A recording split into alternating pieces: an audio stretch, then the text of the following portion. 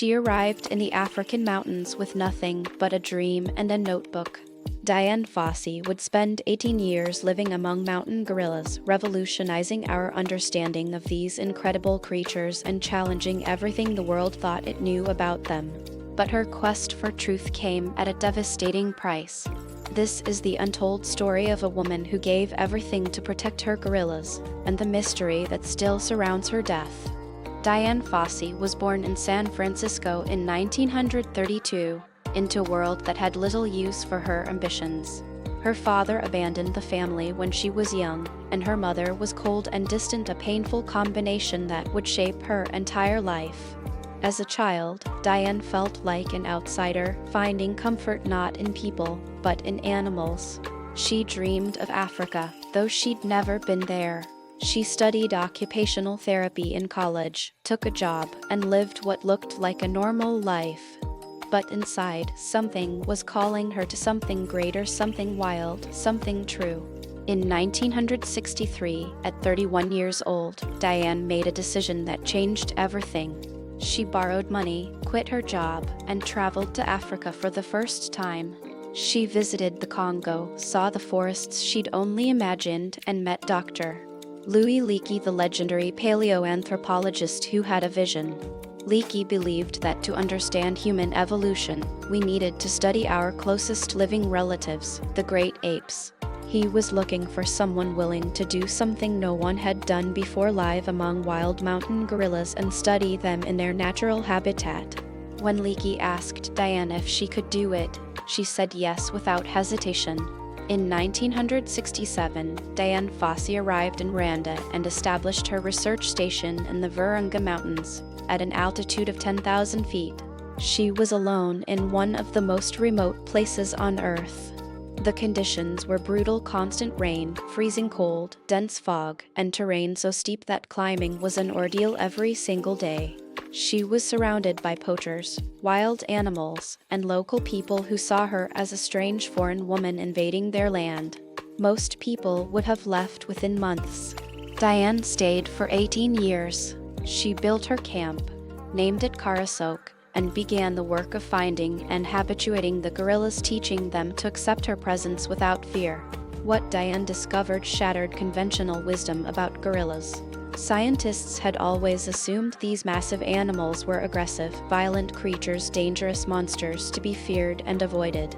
Dian proved them wrong.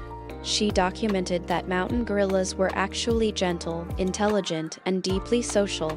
They lived in family groups with complex hierarchies, raised their young with patience and affection, and communicated through a sophisticated vocabulary of vocalizations and gestures.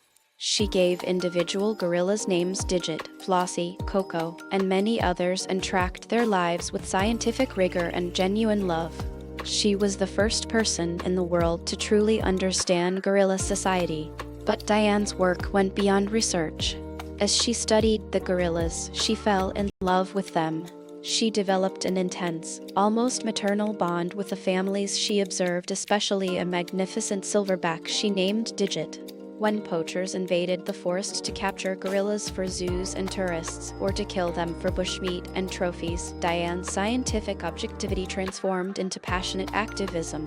She didn't just document what was happening, she fought back. She organized anti-poaching patrols, confronted poachers directly, and used her growing fame to shame the world into protecting these animals. She had found her purpose: to be the gorillas' advocate, their protector, their voice. Dian's methods were controversial. She believed in strict conservation: no tourism, no captive breeding, no compromise. She went toe-to-toe with governments, tourists, and even fellow scientists. She made enemies. Local people resented her interference in their traditional hunting. Tourism operators saw her as a threat to profit. Government officials wanted her gone. She received threats, faced legal challenges, and was even briefly imprisoned. But she never backed down. Her fierce determination, bordering on obsession, made her not just a scientist, but a warrior for her cause. She would say that these gorillas were her family, and she would protect them like a mother protecting her children, no matter the cost. On December 26, 1985, tragedy struck. Dian Fossey was found dead in her cabin at Carasoke, murdered in what appeared to be a violent attack.